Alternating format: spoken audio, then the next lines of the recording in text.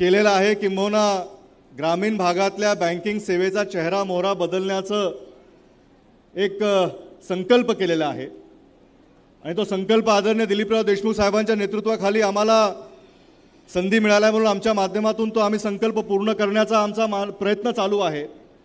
त्यामुळे आपण जर आता लातूर जिल्हा मध्यवर्ती बँकेच्या इमारती जर बघितल्या, ज्या ज्या नवीन इमारती गेल्या काही वर्षामध्ये आम्ही पूर्ण करू शकलो, तर साहेबांनी अतिशय देखण्या इमारतीचा एक प्रोटोटाइप तयार केलेला आहे आणि प्रत्येक ती नवीन इमारत येणाऱ्या काळामध्ये जी होईल ती ह्याच पद्धतीनं जो आपल्या व्यासपीठावर किंवा आपल्या निमंत्रण पत्रिकेवर जो फोटो आहे त्याच डिझाईनची जिल्हा मध्यवर्ती बँक प्रत्येक ग्रामीण भागामध्ये येणाऱ्या काळामध्ये तशीच देखणी सुसज्ज बँक, म्हणजे कुठं जरी आपण गेलो, ती बिल्डिंग जरी आपण बघितली, आपण नेहमी आता गुगल आणि व्हॉट्सॲपच्या जमान्यामध्ये राहतो, सहज जर आपण गुगलवर अमेरिकेच्या देशातलं राष्ट्रपती भवन जर बघितलं तर त्याची इमारत आणि आता तुमच्या एकुरग्यामध्ये असणारी तुमची जिल्हा मध्यवर्ती बँकेची इमारत ह्याच्यामध्ये जी साम्य आहे की अमेरिकेसारखी इमारत आपल्या गाव भागाचा साहेबांनी निर्माण आपल्याला करून दिलेलं आहे। जोरात साहेबांच्या आपण टाळ्यानं गजरानं आभार मानावेत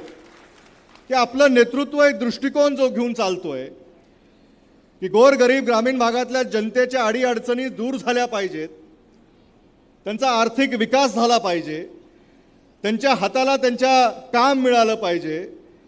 जे लहान लहान मुलं ह्या भागातून पुढे येऊ पाहत आहेत, ते जे स्वप्न पाहत आहेत, ते स्वप्न पूर्ती करणारे एक साधन अशी संस्था आपल्या माध्यमातून ती निर्माण झाली पाहिजे। आणि मागे वळून आज आपण ज्या जगामध्ये वावरतोय, ज्या गतीनं आपलं आयुष्यमान पुढे चाललंय, त्याच्यामध्ये कधी कधी आपण मागे वळून बघायला विसरून जातो। अनेक मान्यवरांनी या व्यासपीठावर सांगितलं काहीतरी सांगावं अशी परिस्थिती महाराष्ट्रातच नव्हे तर देशामधली ही अशा प्रकारची सहकारी जिल्हा मध्यवर्ती बँक ही एक नंबरला आहे, हे छाती ठोकपणे सांगतो मी तुम्हाला। ती मागे मजबूत आहे, वटवृक्षासारखी सावली आहे। तो वटवृक्ष नाही आहे, कल्पवृक्ष आहे। त्याच्या सावलीखाली बसून शेतकऱ्याच्या नी स्वप्न बघायचं आहे। तुमच्याकडे 4 एकर 5 एकर 10 एकर काय जमीन थोडी बागायत थोडी कोरडवाहूची असू द्या, पण तुम्हाला जर स्वप्न पडलं की पोराला डॉक्टर करायचं आहे, पोराला इंजिनियर करायचं आहे, पोराला MBA करायचं आहे, पोराला उच्च शिक्षणासाठी परदेशी पाठवायचं आहे, स्वप्न बघा।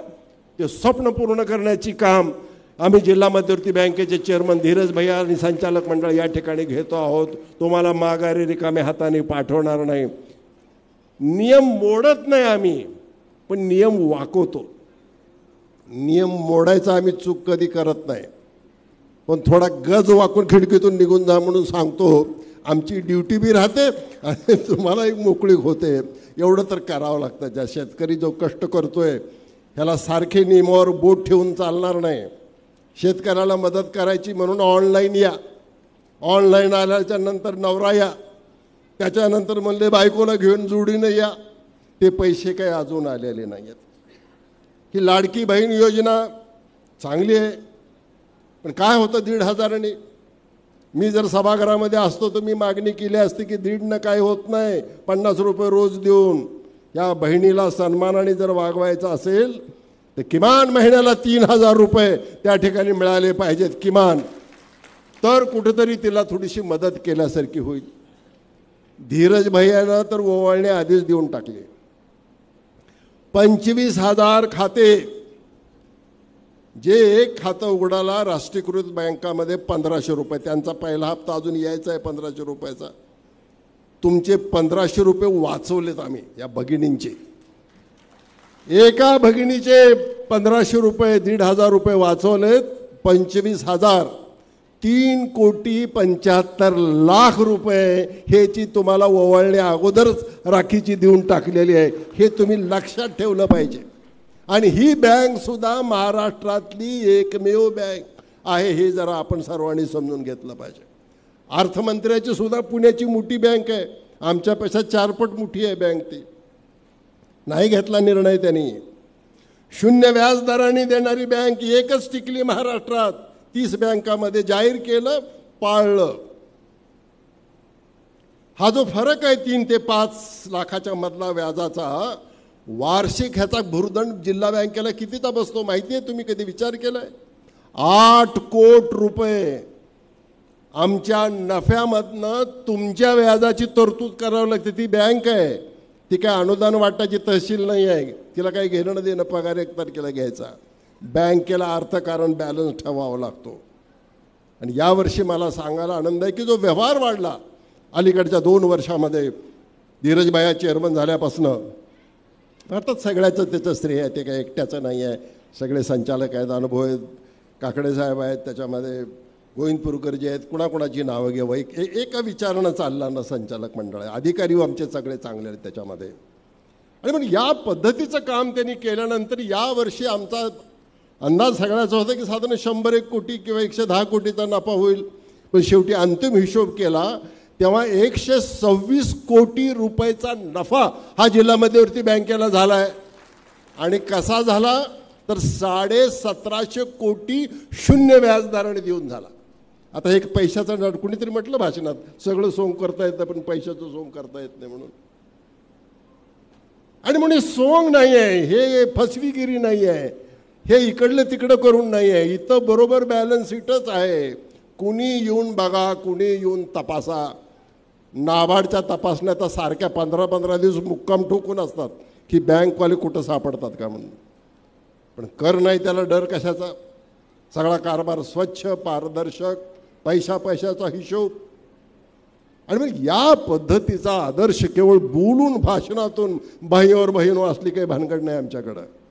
आम्ही शेतकरी माणसं आहोत, पण जो शब्द देऊ तो पाळू, आणि जो पाळता येतो तोच शब्द देऊ. अशा पद्धतीच्या साध्या विचारसरणीनं काम केलं. हे आम्हाला आदरणीय विलासराव देशमुख साहेबांनी धडा घालून दिलेला, एक शिकवण दिलेली आहे. त्याला साथ त्या काळच्या आपल्या सर्वांनी केलेली आहे. विठोबा आमचे सिनियर डायरेक्टर आहेत ह्या ठिकाणी. साहेब म्हणले शेतकऱ्याचा कारखाना, एक तर डायरेक्टर माझा फेटा बांधणारा पाहिजे. आणि मग विठोबा तर चांगले आहेतच, प्रामाणिक आहेत, निष्ठावान आहेत, चांगले शेतकरी आहेत, पण डायरेक्टर होण्यामध्ये त्यांच्या फेट्याची कमाल आहे, हेही तुम्ही समजून घेतलं पाहिजे. कारण मांजरा शेतकऱ्याचा कारखाना आहे, पण आता बोर्डात कोणी फेटेवाला राहील नाही काय की असं दिसून आलं. श्रीशेन तुम्हाला फेटा बांधायला शिकावं लागणार आहे आता. तर या पद्धतीचं हे सगळं काम चाललेलं आहे. विकास हा कधी न थांबणारी गोष्ट आहे. आता हे सरकारबद्दल टीका करायची व्यासपीठ नाही, ते बोलण्याबद्दल काही अर्थ नाही. महाराष्ट्राची एक संस्कृती होती, कामं कमी होतील पण ही चुकीची माणसं बसलेली आहेत त्या ठिकाणी. ते कोण आहेत काय सगळं तुम्हाला माहिती आहे. स्वतःच्या बहिणीला त्रास देणारे माणसं लाडकी बहीण म्हणून फिरायला लागलेत. आता कोण विश्वास ठेवेल? विठोबा तुम्ही तर ठेवताल का विश्वास? हां. आणि म्हणून हे सगळं जे काय चाललेलं आहे सगळं आता बदलायला आलेलं आहे. पूर्ण रानच पाळी घालून आता दुसरी पेरणी करायची वेळ आलेली. आता ह्याचं खोडवं राखत बसू नका, हे खोडवं सुद्धा बरोबर येणार नाही. आणि म्हणून पूर्ण नवं रान करून नवीन लागण करा. आणि नवं बियाणं जे अधिक उतारा देणार आहे आणि खात्रीचं आहे आणि कमी भलत्या रोगाला बळी पडत नाही असल्या प्रकारचं बियाणं आपल्याला निवडून, तरुण पोरं निवडून द्या. आता जुना बिना जर तो चुकला असेल, इकडे तिकडे गेला असेल, पवार साहेबाला सोडून गेला असेल, ठाकरे साहेबाला सोडून गेला असेल, काँग्रेसला सोडून गेला असेल, त्याला घरी बसवा. नवे पोरं घ्या, नवे युवक येऊ द्या. त्यांना हे सगळे तिन्ही पक्ष आता नव्या लोकांना उमेदवारी देणार आहेत, त्यांना एकदा आशीर्वाद द्या. हे सगळं जे काही बाद झालेलं आहे, जे चुकीच्या पद्धतीनं झालं आहे ते आपण सारलं पाहिजे. आपण शेतकरी आहोत, फुकट मिळालं म्हणून किडकं बियाणं पेरता का तुम्ही?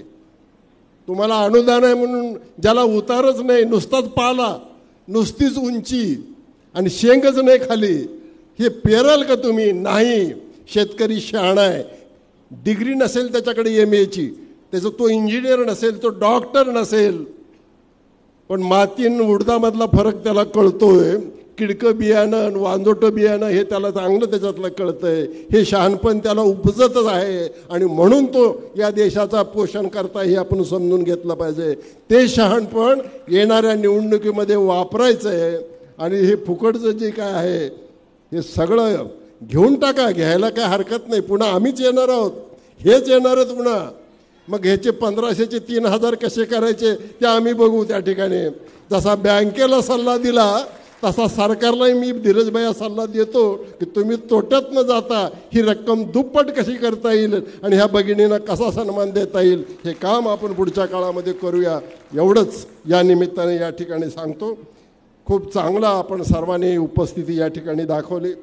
एक चांगला कार्यक्रम जिल्हा मध्यवर्ती बँकेच्या आमच्या सर्व मान्यवरांनी या ठिकाणी घडवून आणला, त्याबद्दल त्यांनाही मनापासून मी धन्यवाद देतो. आपल्या सर्वांना धन्यवाद देतो, भविष्यासाठी शुभेच्छा देतो आणि चिंता करू नका, तुमची काळजी घेण्यासाठी आम्ही सगळे त्या ठिकाणी तुमचे मोठे भाऊ म्हणून उपस्थित आहोत, एवढंच या ठिकाणी सांगतो आणि या नूतन शाखेचं उद्घाटन झालं असं जाहीर करून माझं भाषण थांबवतो. जय हिंद.